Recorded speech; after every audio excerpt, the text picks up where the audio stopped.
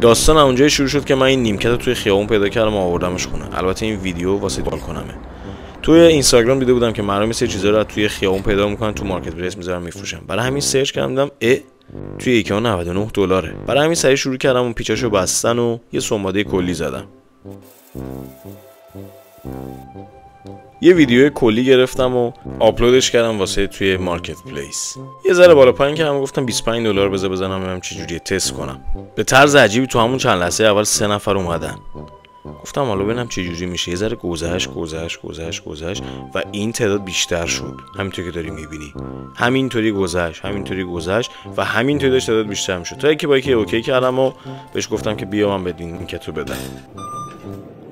و طرفم سریع با هم هماهنگ کرد و با اینکه همه افراد دیگه می‌خواستم و حتی پیشنهاد بالاتری بهم داده بودن، دیگه چون با این فیکس کرده بودم گفتم بهش بدم بره. این نیمکت رو فروختم و قیمت $25.